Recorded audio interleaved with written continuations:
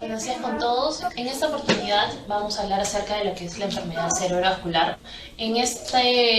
Por lo menos el día de hoy, más vamos a ahondar en la enfermedad cerebrovascular de tipo isquémica.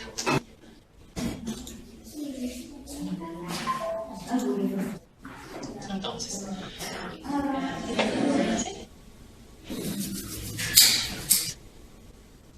enfermedad cerebrovascular va a ser todo trastorno en donde se va a afectar un área localizada a nivel cerebral, ya sea de manera transitoria o permanente, como consecuencia de un daño a nivel de los vasos sanguíneos. Esta enfermedad puede ser isquémica o hemorrágica. La mayoría de estos casos va a ser una enfermedad cerebrovascular isquémica en un 80% y un 20% aproximadamente va a ser una enfermedad cerebrovascular hemorrágica, ¿no? Puede ser llamada también ictus en algunos países, en otros en inglés lo conocen como stroke, se ve que es enfermedad cerebrovascular, ¿no? Y dentro de las isquémicas, pues vamos a ver que pueden ser por diversos mecanismos, ¿no? La enfermedad cerebrovascular, La enfermedad cerebrovascular va a ser importante porque constituye una causa principal de mortalidad y de discapacidad de los pacientes, ¿no? A nivel mundial viene a ser la quinta causa de muerte y también Perú viene a ser la 10ª causa de enfermedad. Entonces es una enfermedad que tiene alta prevalencia y que a su largo genera en los pacientes discapacidad, ¿no? Ahora, la enfermedad cerebrovascular, como dijimos, se dividía en dos: la enfermedad cerebrovascular isquémica y la hemorrágica, ¿no? La isquémica puede ser a nivel focal como ya sea transitoria o permanente. Si es transitoria es conocida como un TIA y de forma permanente ya vendría a ser un infarto cerebral en sí, y que va a tener diversos mecanismos.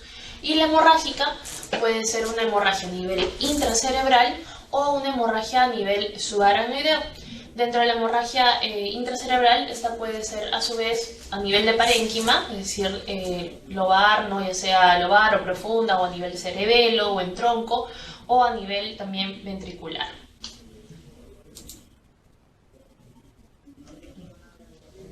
Entonces, ¿qué es un AIT o un TIA, ¿no? Es un episodio breve de disfunción neurológica que va a ser causado también por una isquemia cerebral o a nivel retiniano también, con sintomatología clínica, es decir, que el paciente se puede quejar o de una amaurosis fugaz, por ejemplo, que quiere decir una ceguera unilateral comúnmente, de forma brusca, o un tipo de focalidad, ya sea la debilidad, digamos, en mitad del cuerpo, o una disartria, o una hipoestesia en alguna mitad del cuerpo, o inestabilidad que haya aparecido de forma brusca, vértigo, pero va a haber un síntoma y en donde no hay evidencia de infarto agudo. Comúnmente eso suele pasar menos de 24 horas y si es que le hacemos una resonancia idealmente con difusión, pues no se va a encontrar ninguna lesión, no se va a encontrar ninguna evidencia de infarto y la clínica también va a revertir en menos de 24 horas. Mientras que un infarto ya es una muerte celular ya establecida, atribuible justamente a la isquemia, y donde va a haber una evidencia patológica o imagenológica mediante tomografía o resonancia y clínica, y ya es un daño permanente.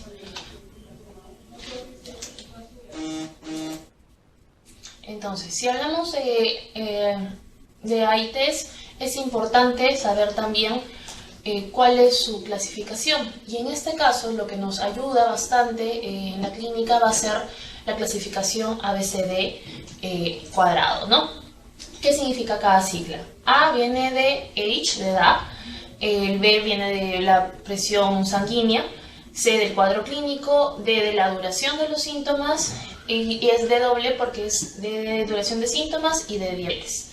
Entonces cada uno va a tener puntuación y de acuerdo a eso vamos a ver si es que este paciente tiene bajo riesgo, moderado o alto riesgo de tener un SD dentro de los 90 primeros días después de iniciado el cuadro, ¿no? Entonces, si es que la edad es menor o igual a 60, o si tiene una presión arterial mayor a 140/90, si es que la debilidad ha sido unilateral, si ha habido compromiso del lenguaje, ¿no? Se va dando cierta puntuación y luego posteriormente sumamos. Si la puntuación total es por debajo de 3, pues es un paciente que tiene bajo riesgo de hacer un SB, un 3% a los 90 días, es decir, a los 3 meses, mientras que un paciente con un riesgo moderado, es decir, de 4 a 5, aumenta el riesgo a un 10%, y en los pacientes que tienen alto riesgo, con un ABCD mayor de 6 puntos, pues ellos tienen hasta un 20%, es decir, de 5 pacientes,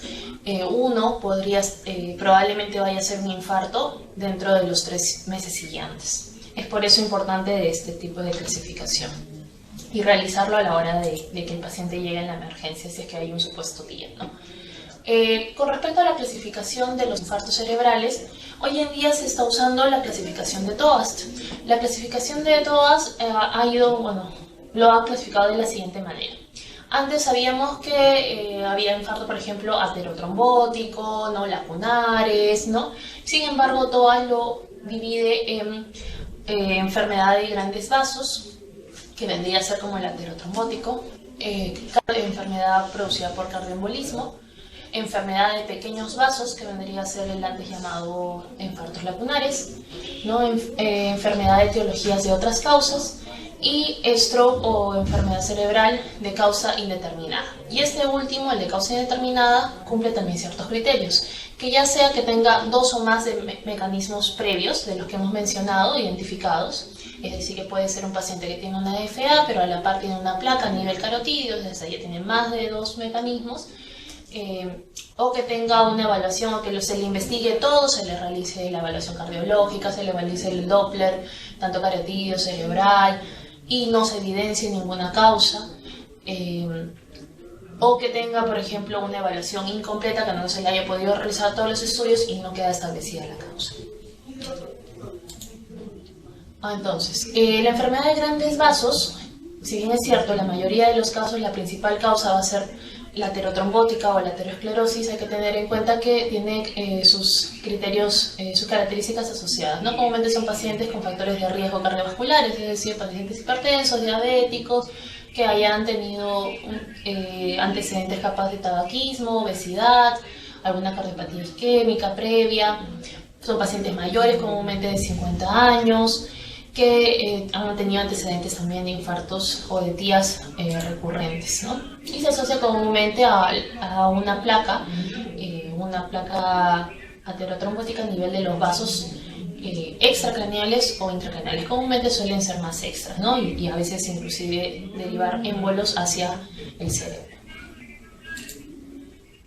Pero no solamente la causa de una enfermedad de grandes vasos va a ser la aterosclerosis o un infarto aterotrombótico, ¿no? También hay otras causas no ateroscleróticas.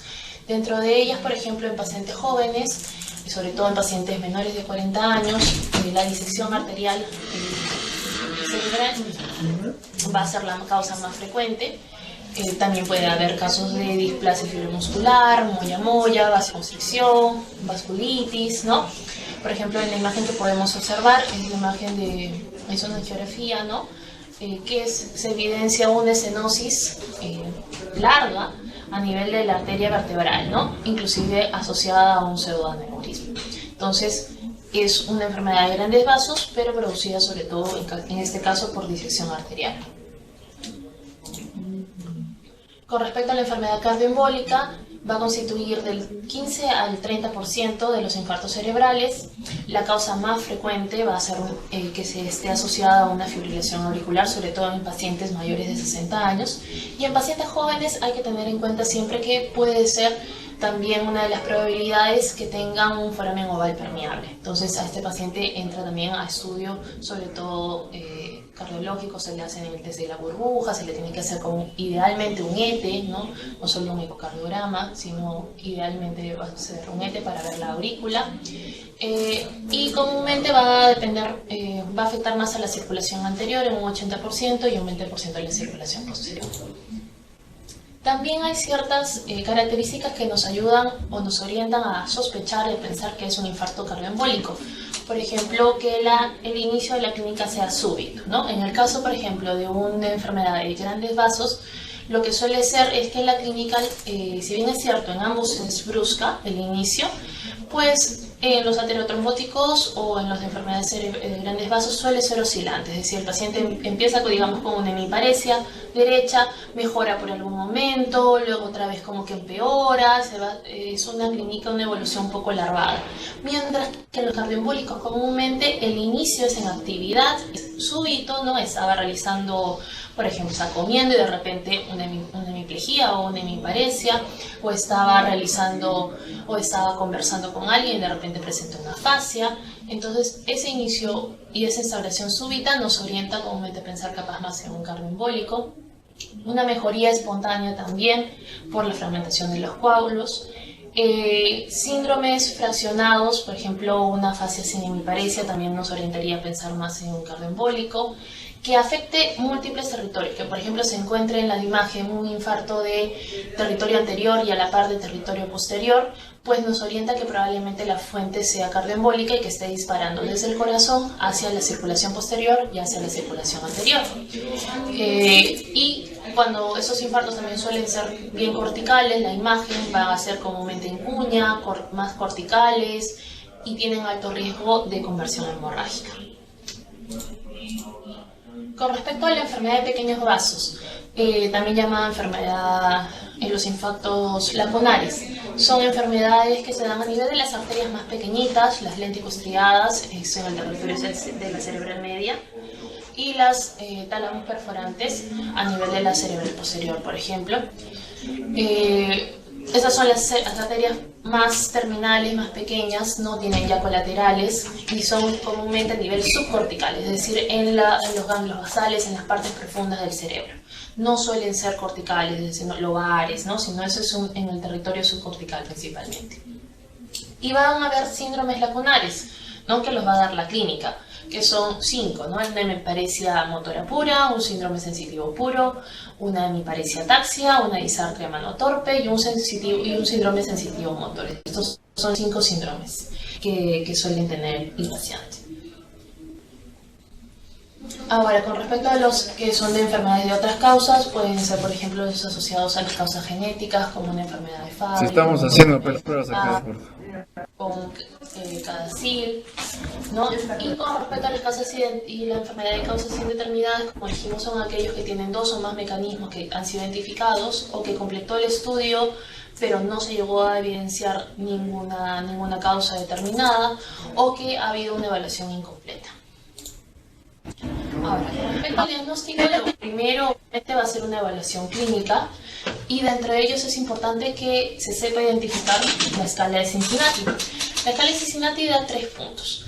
Ve la simetría facial, ve la fuerza, ¿no? Que caiga una hemiparesia, una debilidad, sobre todo al levantar los brazos, y ve un compromiso del lenguaje, es decir, que no pueda hablar, ya sea por afasia, o que tenga una disartria, una dificultad para la articulación de las palabras. Entonces, probablemente esta escala de Cincinnati es la que va a ayudarnos más en la emergencia y a informarles también a los pacientes cuándo sospechar, cuándo deberían acudir a una emergencia, ¿no?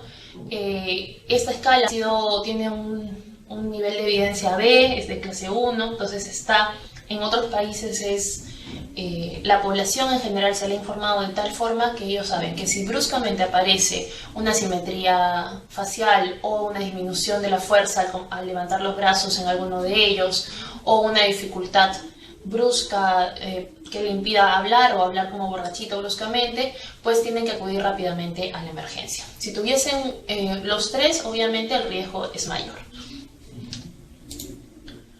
Ahora, con respecto a la evaluación en la emergencia, esta debe ser una evaluación rápida y el tratamiento también debe ser lo más precoz posible para que obviamente tenga un buen desarrollo y un mejor pronóstico.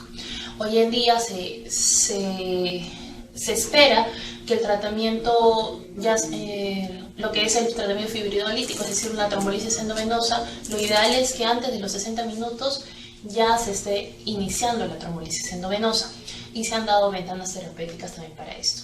Entonces podemos ver que por ejemplo, el paciente llega a la emergencia, ¿no? Y a partir de ahí, de su llegada a la emergencia, se comienza a contar el tiempo, ¿no? Tiene que ser evaluada por el equipo de stroke antes de los 15 minutos, la tomografía idealmente debería ser antes de los 25 minutos, ya se debería interpretar la tomografía y tomar una decisión de que si va a ser candidato o no de trombolisis antes de los 45 minutos, y se debe iniciar la trombolisis idealmente antes de los 60 minutos, es decir, antes de la hora desde que el paciente ingresa por la puerta de la emergencia. Con respecto a la evaluación clínica, en infarto cerebral agudo, que es el que vamos a ver el día de hoy, si bien es cierto, el examen neurológico es un poco engorroso, ¿no? Porque investiga varias cosas, función de metales superiores, los pares craneales, la fuerza, la parte sensitiva, todo lo que es la coordinación, la marcha, los signos meningios, los radiculares. En infarto cerebral no usamos el típico examen físico neurológico amplio. Lo que usamos es la escala de Nice, que es la que pueden apreciar. Entonces, la escala de Nice es un examen que es objetivo. Se realiza de forma inclusive mecanizada, ¿no? Hay cursos de talleres, ¿no? Para realizar un examen de evaluación de Nice, porque se ven puntos que son específicos, ¿no? Se evalúa el nivel de la conciencia, en donde a la par está dividido en que si está despierto, si obedece ciertas preguntas, si hace las órdenes, se ven los movimientos, sobre todo los horizontales. Aquí no nos importa, por ejemplo, los movimientos verticales, los campos visuales, la simetría facial, luego se ve la fuerza motora, brazo por brazo, luego pierna por pierna, la ataxia, sensibilidad, lenguaje, disartria y por último lo que es la inatención. Entonces son 11 puntos en donde cada uno va puntuando, y conforme tenga un número mayor, pues significa que hay mayor severidad del cuadro y por lo tanto peor pronóstico. Entonces es... Ahí, el último. No, continue. Ahí. Stop, primero, deténganos. Ahí. Ahora sí cierre la pantallita, chica. Esta, ¿no? Esta ahí.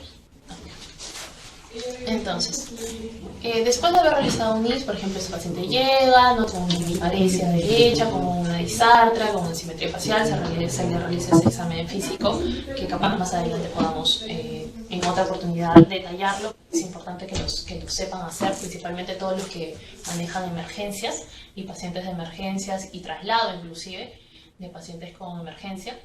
Lo que nos va a ayudar también es para, después de hacer este examen físico, para tener una idea de qué territorio o qué topografía es el que está afectado, ¿no? ¿Es una cerebral media, una cerebral anterior o una cerebral posterior la que se ve afectada en estos casos? La clasificación de Oxford la divide también en 4 tipos, ¿no? Bueno, en 4 subtipos. El infarto lacunar, que es el infarto LASI, que como decíamos tiene un síndrome lacunar ya establecido, ya sea una hemiparesia motora pura o sensitiva motor, o hemiparesia ataxia o disartria manotorpe, y que también tiene que tener en cuenta de que es uno de estos síntomas y que no debe de haber compromiso visual, es decir, no debería haber una mianopsia o una maurosis o algo por el estilo. No debería haber compromiso tampoco cortical de funciones mentales superiores, es decir, que estos pacientes no deberían tener ni afasia, ni apraxias, ni compromiso del lenguaje, ni agnosias, y ni tampoco presentar trastorno de la conciencia ni convulsiones. ¿No? El POSI, que vendría a ser los infartos de la circulación posterior, comúnmente van a ser los síndromes alternos, es decir, que hay un compromiso de los pares craneales de un lado con compromiso de la hemiparesia o la hemipuestesia del otro lado. Los TASIs van a ser aquellos que comprometen la circulación anterior, pero de forma total, ¿no? O sea, es un infarto completo de la circulación anterior. Suelen ser en unas hemiplejías, con hemiparesia, con hemipuestesia, homolateral, ¿no? Y que compromete comúnmente alteración de la conciencia también, o funciones mentales superiores. Y el PASI, que comúnmente es también de la circulación anterior, pero vendría a ser un infarto parcial. Capaz no una afasia global, sino capaz solo una afasia motora, ¿no? Con una discreta hemiparesia, Entonces, eso también es otra clasificación que se usa a la hora de evaluar a los pacientes. Después, lo que importa bastante en infartos cerebrales va a ser la imagen. La imagen va a ser fundamental. Con respecto a los casos agudos, hay que tener en cuenta que una tomografía, el infarto así negrito, como se suele ver, no se va a ver si es que el paciente llega dentro de las 6 primeras horas o a las 12 primeras horas, ¿no? Lo que sí podemos encontrar y que hay que evaluar detenidamente en una tomografía son signos tempranos, ¿no? Entonces, por ejemplo, en la primera imagen que podemos ver, está donde está la flechita, es un signo de la cuerda, se ve una hiperdensidad de la arteria cerebral, en este caso izquierda, y ¿qué nos orientaría a pensar? Cuando encontramos este signo temprano, esta es una tomografía sin contraste, entonces, y se llega a ver una hiperdensidad en el territorio de la cerebral media izquierda, nos orienta de que este probablemente sea un infarto grande, proximal, y por lo tanto vaya a ser capaz un infarto grandecito, ¿no? Después, ¿qué otros nos ayuda a la hora de ver imágenes? Por ejemplo, hay que diferenciar los dos lados, ¿no? Se puede ver en la imagen del centro que la diferenciación córtico-subcortical suele verse disminuida, ¿no? Se ve que aquí no se llega a diferenciar, mientras que en el lado izquierdo se llegan a ver mucho mejor los surcos y esa diferenciación entre la corteza y la parte subcortical. Y en la tercera imagen lo que vemos es que también hay un compromiso y una disminución de los surcos, ¿no? Y hay una disminución de esta diferenciación también córtico-subcortical. Ahora, si bien es cierto, la resonancia, la imagen ha ido ayudando bastante a la parte del diagnóstico y del manejo del infarto cerebral, en casos agudos lo único que realmente necesitamos es una tomografía cerebral sin contraste, que algunos centros sí la llegan a tener, ¿no? Ya en otros hospitales pues se puede realizar posteriormente una resonancia, una percusión con difusión, ¿no? Y otros estudios de mayor especialización.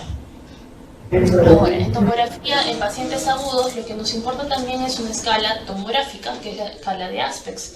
La escala de Aspects también nos va a ayudar a sospechar si es que este infarto es un infarto grande, si es que probablemente, por ejemplo, vamos a tener 10 puntos que tenemos que evaluar a nivel de la tomografía. Comúnmente son a nivel de estos dos cortes que estamos mostrando, ¿no? Del A y del B. Entonces tenemos M1, M2, M3, que son las partes corticales. A nivel del B tenemos M4, M5, M6. Se divide cada uno en un segmento. También tenemos el caudado, el putamen, el brazo posterior de la parte insular, y cada uno va puntuando un punto. Por ejemplo, si es que vemos borramiento de surcos a nivel de M1 y M2, por ahí se borra también la parte insular, el caudado y el putamen, son 5 puntos. Entonces toda esta escala son de Aspects, la base digamos que son 10 puntos. Y mientras que esté borrado cada uno de estos, o haya hipodensidades a estos niveles, pues se va restando un punto a esos 10 puntos. Es decir, que si hubiera la hipodensidad a nivel de M1, M2, insular, putamen y caudado, que son 5, vendría a ser un Aspects de 5, ¿no? O sea, 10 menos estos 5 lugares en donde han sido borrados. Y por lo tanto vendría a ser probablemente un infarto grande, ¿no? Que no sería muy buen candidato para realizar una terapia solamente trombolítica, ¿no? Un Aspects menor de 7, y aquí el punto de corte es 7, nos orienta a pensar que es un infarto probablemente grande, ¿no? Mientras que un Aspects mayor de 7 probablemente este infarto sea más pequeño, es un buen candidato para trombolisis, ¿no? Y entonces sí que nos importa ver bastante la imagen y ver si es que hay esa diferenciación córtico-subcortical o esos borramientos a estos dos niveles. En otros lugares, en Perú, en algunos hospitales ya se están haciendo la perfusión cerebral, que nos ayuda más para decidir qué pacientes van a ser candidatos de trombectomías o tratamientos endovasculares. Si bien es cierto, a nivel mundial la primera parte solamente es la trombolisis, y posteriormente a esos pacientes, algunos se les amplía la ventana terapéutica para que sean candidatos a la trombectomía o al tratamiento endovascular, es decir, que van a entrar por un catéter a nivel de la arteria femoral, van a subir, no por la nivel de las arterias cerebrales, y van a sacar el coágulo prácticamente y se va a reponer la circulación, ¿no? Entonces, esto en Perú recién se está comenzando a hacer, ya en clínicas se realizan acá en Lima, pero todavía no está estandarizado como parte del ministerio, ¿no? Ni en salud ni en el mismo ministerio, como un procedimiento habitual, porque requiere este tipo de estudios, que es un estudio de un angiotem con perfusión cerebral, ¿no? Y que obviamente requiere personal capacitado, requiere luego también las máquinas para hacer las angiografías, ¿no? Y es toda una política de Estado que está en proceso de realizarse, ¿no? La resonancia también nos va a ayudar en los pacientes, sobre todo lo que es el FLAIR con la difusión, para establecer los tiempos también. Hay muchos pacientes que llegan con un wake-up stroke. ¿Qué quiere decir un wake-up stroke? Son aquellos pacientes que tienen infartos del despertar, es decir, que se acostaron asintomáticos, se acostaron bien, los vieron la última vez bien en la noche anterior y que despiertan con el déficit o con la focalidad y que por lo tanto no se sabe en qué momento fue el infarto, ¿no? Porque si se acostó a las 10 de la noche y estaba asintomático y se despertó a las 7 de la mañana ya con una hemiparesia y una disartria, no sabemos en qué momento de todas esas horas ha sido el infarto. Hasta ahorita, la hora en que se cuenta el inicio de los síntomas van a ser la última vez que se vea al paciente totalmente asintomático. Es decir, que el inicio de enfermedad para nosotros viene a ser en un wake-up stroke a la hora que se ve asintomático al paciente. Digamos en este caso a las 10 de la noche, ¿no? Pero, o sea, como no nos quedaba establecido, no nos ayudaba a veces mucho porque ya se pasaba el tiempo de la ventana terapéutica, se comenzaron a hacer investigaciones acerca de las imágenes y se llegó a ver que había una diferencia entre el FLAIR y la difusión, ¿no? Que cuando eran pacientes comúnmente con ictus menores de 6 horas, se llegaba a ver en difusión, obviamente, porque la difusión ya se puede hacer una hiperintensidad desde las media hora desde que hay un evento, pero que en FLAIR no llegaba a hacerse vista. Entonces, como ven en las dos imágenes superiores, se ve en el lado izquierdo es la imagen de difusión, que se ve hiperintenso a nivel de territorio de la cerebral media izquierda, pero que en FLAIR no se llega a visualizar. Y en la parte de abajo, sin embargo, vemos que se ve hiperintenso tanto en FLAIR como en difusión. Lo que quiere decir que en el caso de arriba, probablemente ese infarto tenga menos tiempo de 6 horas y en el caso de abajo, este infarto probablemente vaya a tener más de 6 horas de evolución. Entonces, ahora también hay que tener en cuenta que hay diagnósticos diferenciales. ¿Qué más nos podría parecer un infarto cerebral? Pueden ser que, por ejemplo, haya tenido una crisis y que posteriormente haya tenido una parálisis de TOT, ¿no? Una debilidad que se da después de una crisis y por lo tanto la historia va a ser bastante importante. Que tengan estos pacientes hipoglicemias, por lo tanto, siempre uno de los criterios que sí o sí, el único laboratorio que se tiene que tomar en esos pacientes va a ser una glucosa, o que sea una migraña con aura y que también una migraña complicada que dé algunos casos una hipoestesia o una hemiparesia, ¿no? O encefalopatías de Wernicke o una tumoración que justo está dando una focalidad o un absceso, o en algunos casos también puede ser psicógena, ¿no? Entonces hay que tener siempre en cuenta qué otros diagnósticos podrían ser. Y como dijimos con respecto al tratamiento, pues según la guía de la AJA, el tratamiento va a ser mediante una trombolisis endovenosa y un tratamiento endovascular en algunos casos, si es que llegan en los tiempos establecidos, y si no, pues un tratamiento conservador, ya con tratamiento comúnmente con aspirina, atorvastatina, ¿no? Ahora, el objetivo del tratamiento en los casos agudos va a ser tener en cuenta que el tiempo es cerebro, ¿no? Lo principal es tener en cuenta que aquí se tiene que actuar rápido, tanto en la detección y el manejo del paciente. Que este manejo va a ser multidisciplinario, porque si bien es cierto, comúnmente los equipos de stroke están a cargo de la parte de neurología, pues es importante que los enfermeros, que los técnicos, que los radiólogos estén inmiscuidos en el tema, laboratorio, farmacia. Entonces es un trabajo coordinado con los de emergencia, con los de medicina interna. en donde se llega a protocolarizar, ¿no? Y hacerlo de forma sistemática, donde todos tengan cierta educación y una capacitación mínima como para poder mejorar los tiempos. Entonces, comúnmente se reconoce al paciente mediante los signos, los síntomas, su historia clínica, se admite por la emergencia y automáticamente, idealmente, debería ser evaluado por el neurólogo. Y este paciente, ahí se va a tener que evaluar el tiempo, si que cumple con los criterios, la historia clínica del paciente, un examen neurológico mediante el NIS que hemos mencionado y diagnosticar, ¿no? Si es realizarle una tomografía y de acuerdo a la tomografía determinar si es que cumple criterios o no y ver qué tipo de tratamiento va a tener. Si va a entrar a trombolisis endovenosa o es un candidato para trombectomía y si se cuenta obviamente con todo el equipo para realizarla, o solamente un tratamiento médico conservador y rehabilitación, ¿no? Entonces, para determinar lo que es la trombolisis endovenosa o terapia de reperfusión, importa el tiempo, la historia, el NIS, dijimos. Dentro de los laboratorios, el único que nos importa realmente, o por lo menos que la guía es el indispensable, es la glucosa, la presión arterial y obviamente la imagen. La trombolisis endovenosa hay una ventana que se ha ampliado hasta las 4 horas y media, entonces desde que inicia la sintomatología. Idealmente antes de las 3 primeras horas y luego se amplió hasta las 4 horas y media, con una dosis de 0.9 miligramos por kilogramos de peso, máximo 90 miligramos como dosis total. Y la terapia endovascular hasta el 2018 eran hasta las 6 primeras horas y ya en la guía de la AJA del 2018 esta ventana se amplió hasta pacientes con 24 horas.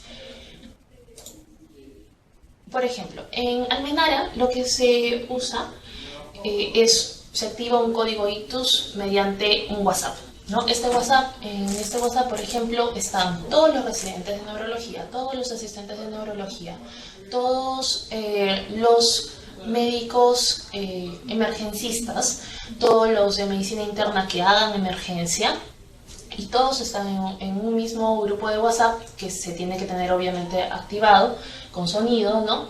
Y apenas el paciente pisa la emergencia y que pasa por el primer triaje de la emergencia, comúnmente lo que suele pasar es que estos pacientes van pasando filtros, ¿no? Pasa un primer triaje, luego pasa otro triaje, luego va un tópico, ¿no? Y es lo que suele tener un paciente, por lo menos, digamos, en Almenara. En cambio, cuando es código ictus, este paciente es captado desde la puerta por el primer filtro, por el médico internista o emergencista o el residente y automáticamente debería pasar a shock trauma. Estos pacientes pasan rápidamente a la unidad de shock trauma. Con el tiempo de enfermedad se activa el código. En este caso, por ejemplo, vemos que el paciente tiene un tiempo de enfermedad, pues el paciente en unidad de shock trauma probable, DCB, un tiempo de 1 hora, y ya sea un residente o un asistente de neurología, automáticamente sabe que se activó el código y debe acudir al shock trauma.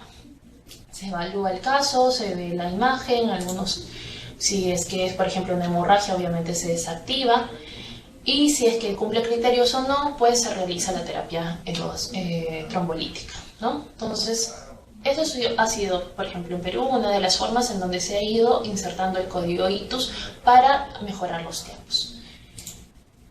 Con respecto a la historia, obviamente cuando ya llega el equipo que va a ver a este paciente, lo que se hace es tener en cuenta siempre si este paciente va a ser candidato o no para una trombolisis, y por lo tanto siempre es importante ahondar bien en la historia clínica, ¿no? Entonces sabemos que es un paciente que tenía una focalidad brusca, comúnmente mayores de 18 años, y hay que preguntar si es que, por ejemplo, ha tenido un trauma en los últimos 3 meses, está contraindicado, ¿no? Hay que saber por lo menos los criterios de exclusión. Si ha tenido una cirugía mayor en los últimos 14 días, hay que preguntarle si ha tenido un sangrado, ya sea hemorrágico, un sangrado, mejor dicho, a nivel gastrointestinal o urinario en los últimos 21 días, si ha tenido alguna punción arterial, por ejemplo, un cateterismo, ¿no? en la última semana, si ha tenido un infarto hemorrágico previo, también hay que preguntarlo porque estaría contraindicado, o si tiene antecedentes de una neoplasia intracraneal o una malformación vascular, o se le haya detectado un aneurisma, también son contraindicaciones, o que haya tenido síntomas ya que sugieran más de una lo que es una hemorragia subarachnoidea, ¿no? Una cefalea con náuseas con vómitos explosivos que haya aparecido de forma brusca con rigidez de nuca, a pesar de que la tomografía esté normal, pues hay una alta sospecha de que sea una hemorragia subarachnoidea, también está contraindicado. En aquellos pacientes que tienen la presión por encima de 185 y la diastólica por encima de 110, en estos pacientes, si bien es cierto, está contraindicado, en esos pacientes lo que está indicado es bajarle esa presión y recién poder ser candidato a una trombolisis, ¿no? Cuando se sospecha de que sea un vaso grande, que es lo que decíamos, un signo de la cuerda, por ejemplo, con un ASPEX menor de 7, ¿no? Con un ANIS muy alto, de 25 o más de 20 puntos, entonces obviamente probablemente este infarto vaya a ser grande y va a tener mayor riesgo de transformación hemorrágica y también se prefiere capaz no hacerlo. Y también va a ver si es que el paciente tiene alguna una alteración de la coagulación, también se evita. En caso de los pacientes que ya estén tomando warfarina, lo que importa ahí es el INR y ahí sí tenemos que esperarnos un poquito porque necesitamos que el resultado del INR esté por debajo de 1.7, ¿no? Si está por encima de 1.7, ese paciente no es candidato tampoco para una trombolisis endovenosa. O que las plaquetas estén por debajo de 100.000, ¿no? Y que la glucosa esté por debajo de 50 también es una contraindicación. Obviamente, si encontramos una hipoglicemia, hay que revertir la hipoglicemia y si persiste, el paciente con la focalidad recién podría entrar igual a terapia de reperfusión. Ahora, esas son las contraindicaciones absolutas. También hay contraindicaciones relativas y aquí sí la discusión va a depender mucho del criterio de cada médico, ¿no? Si es que presentó crisis epiléptica, si es que la paciente es una embarazada, si ha tenido un infarto miocárdico en los últimos 3 meses o si ha tenido un déficit menor, es decir, un NIS, por ejemplo, menor de 6 puntos, de 4 puntos. Ahí va a depender mucho de qué es lo que se está afectando, si le va a generar discapacidad o no a este paciente, ¿no? Si es un paciente, por ejemplo, un taxista que viene solamente con una hemianopsia y que no puntúa otras cosas, no hay déficit motor ni otras cosas, pero le va a limitar en su vida, porque obviamente tiene que manejar y tener todos los campos visuales bien, pues también se opta en algunos pacientes en iniciar terapia de reperfusión. ¿No? Se amplió la ventana, dijimos a 4 horas y media, teniendo cierto cuidado. Ay, sí, se cerró. Se cerró. Necesito ayuda. Acá está. Vamos a ver. Chan, chan, chan, chan, chan.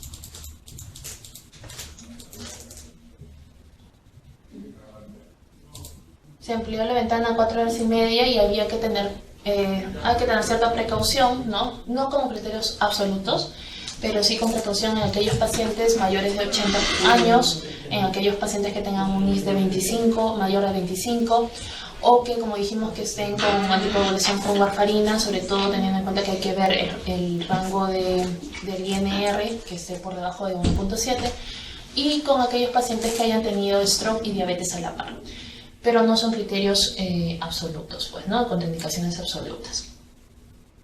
Entonces dijimos que la evaluación física era mediante un NIS y entre mayor puntúe el NIS, obviamente es mayor severidad y probablemente este vaso sea más grande, ¿no? Un infarto grande con mayor riesgo de transformación hemorrágica. Comúnmente un NIS mayor de 25 nos habla de un infarto grande. Entonces también se tiene que evaluar rápidamente el examen físico mediante el NIS. Con respecto al laboratorio, la única prueba que nos importa, por lo menos en infarto agudo, va a ser la glucosa. Todo lo demás se puede pedir, ¿no? Si se puede hacer rápido, genial, pero en verdad que los resultados si no han salido, porque a veces el laboratorio se demora 1 hora, 2 horas, a veces más, no nos importa. No nos importa la glucosa y eso se puede obtener rápidamente con un hemoglucotest. Entonces, pero esa sí es indispensable. Y si vemos que es una hipoglicemia por debajo de 50, pues hay que reponer primero la glucosa y posteriormente recién ver si es que persiste o no el cuadro clínico, ¿no?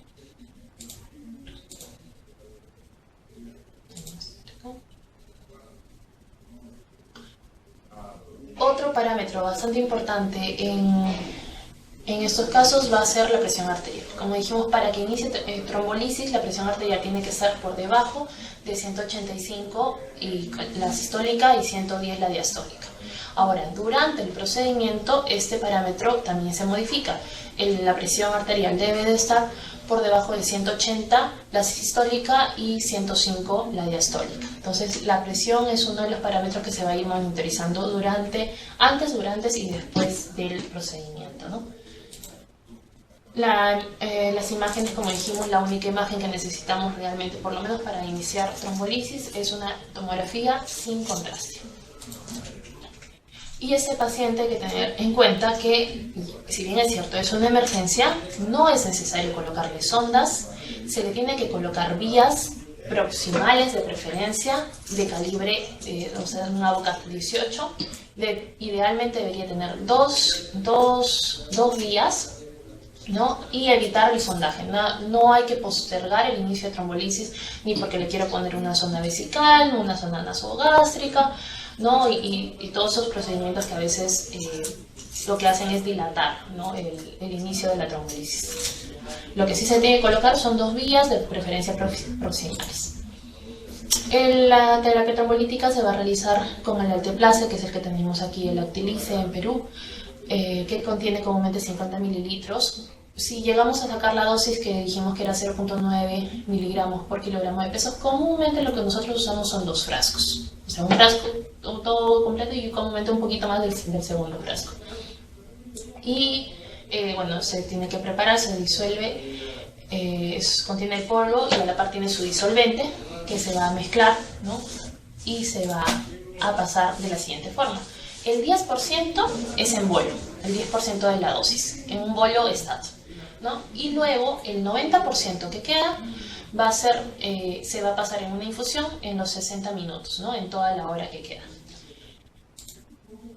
Y durante la trombolisis se tiene que realizar un monitoreo cada 15 minutos de la presión y de la frecuencia cardíaca principalmente, y dijimos que la presión arterial dentro, ya si es que este paciente se le decide realizar una trombolisis endovenosa, debería estar menos de 180-105. Y posteriormente, ya después de las 2 horas, este control de presión arterial y frecuencia cardíaca va a ser cada minuto en las siguientes 6 horas, y luego ya cada hora en las siguientes 16 horas que quedan, ¿no? ¿Qué indicaciones son las que estos pacientes deberían tener después de realizada una trombolisis endovenosa? Pues que estos pacientes idealmente deberían pasar a una unidad de cuidados intermedios o intensivos para que sean monitorizados, un control estricto de las funciones vitales, de la presión, de la frecuencia, de la saturación. No van a ingerir nada van a estar en NPO, y hasta que se valore bien después de las 24 horas si es que hay presencia o no de reflejo nauseoso como para poder iniciar la tolerancia oral. No deberían tener ni agentes antiplaquetarios ni anticoagulantes las primeras 24 horas. Y para iniciar después de las 24 horas los anticoagulantes o el antiplaquetario, comúnmente aspirina, torvastatina, todo esto, pues se tiene que tener una imagen de control, ¿no? Que se realiza a las 24 horas de realizada la trombolisis. No se recomienda el uso de agentes sedantes o narcóticos. La presión arterial debe estar por debajo de 180-105, y en caso de que se eleve, obviamente hay que tener un manejo antihipertensivo. Hay que evitar todo tipo de sondajes, ¿no? Evitar el catéter venoso central, las punciones arteriales, las inyecciones, las sondas, por lo menos las primeras 24 horas. Y a estar atentos a cualquier tipo de sangrado, ya sea encías, orina, heces. En caso de que el paciente, por ejemplo, la evaluación obviamente también del NIS va a ser importante, ¿no? Antes, durante el procedimiento y después del procedimiento. Y en caso de que después veamos un aumento de 4 puntos del NIS de manera brusca, pues este paciente debe ir a una tomografía de emergencia. O si es que presenta un deterioro cognitivo, un trastorno de conciencia agudo, náuseas, vómitos, se aparece una cefalea intensa de inicio brusco, pues este paciente también debería no esperar a las 24 horas después de trombolisis en su control, sino se le realiza una tomografía de emergencia. ¿Por qué? Porque comúnmente estos pacientes lo que van a tener son transformaciones hemorrágicas porque se le ha colocado un anticoagulante. Y también ahí se va a valorar si es que hay tipos de transformaciones hemorrágicas, ¿no? Si son petequiales o hematomas tipo hematoma, y hay grados como para también evaluar, ¿no?, el pronóstico.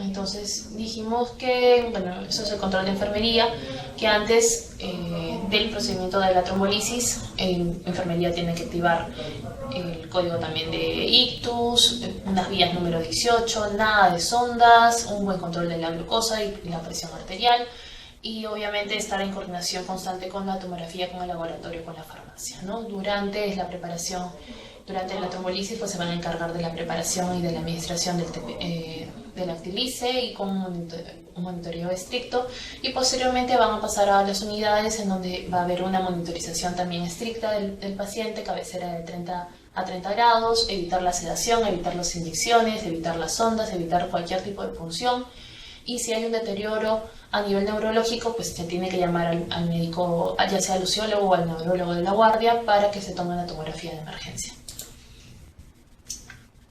Ahora, en aquellos pacientes que no son candidatos de una trombolisis endovenosa, por ejemplo, el manejo de la presión va a cambiar. El manejo de la presión en las primeras 24 horas no es necesario que se baje la presión. Solo si está por encima de 220, 120, está indicado bajar la presión en un infarto agudo, es decir, antes de las primeras 24 horas de que llegue el paciente, ¿no? Y cuando está por encima de este rango, pues lo ideal es solo bajar máximo el 15% en las primeras 24 horas. También hay que tener en cuenta que hay que mantener una glicemia por debajo de 180, que se inicia la aspirina, el antiplaquetario en las primeras 24 o 48 horas, si es que este paciente no ha sido candidato a trombolisis. Y si es que ha sido candidato a trombolisis, hay que esperar que primero tenga una imagen de control después de las 24 horas, y de ahí recién, que no haya evidencia de sangrado, se va a poder iniciar el tratamiento antiplaquetario. Si es que es un stroke menor, el stroke menor es aquel que tiene un NIS por debajo de 4, ¿no?, a la hora de ser evaluado. Y si ha llegado en las primeras 24 o 48 horas, estos pacientes o que tienen un TIA con un ABCD mayor de 4, es decir, de un riesgo moderado alto, pues en estos pacientes se plantea también la posibilidad de doble antiagregarlo por 90 días con aspirina y con clopidogrel. Entonces ya se va independizando de acuerdo a qué tipo de paciente tengamos, ¿no? Y por último, y lo más importante, va a ser la prevención, ¿no? Y la información que se le brinde a la población en general. Tener en cuenta que el tiempo es cerebro, y acá lo más importante va a ser eso, va a ser los tiempos. Idealmente en otros países se coordina cuando estos casos son en provincia, por ejemplo, pues hay un traslado inmediato de los pacientes, se trasladan en avión, llegan a los hospitales de alta complejidad como para que ingresen rápidamente a terapia fibrinolítica y endovascular, aunque comúnmente la fibrinolítica la inician en su centro de referencia y pasan a hospitales de mayor complejidad para terapia endovascular. Pero sí que es importante informar a la población, porque la mayoría de pacientes no llega dentro de las 4 horas y media que quedamos de ventana terapéutica, ¿no? Los pacientes llegan a los 2 días, a los 3 días que está con el déficit, que pensaban que se le iba a pasar, ¿no? Que pensaban que ya luego se iba a comenzar a hablar bien, ¿no? Entonces lo más importante va a ser informar bien a los pacientes de cuándo tienen que acudir a la emergencia ante la sospecha de un infarto cerebral agudo, ¿no? La asimetría facial brusca de instalación aguda, y usted como médicos asimetría facial pues central, ¿no?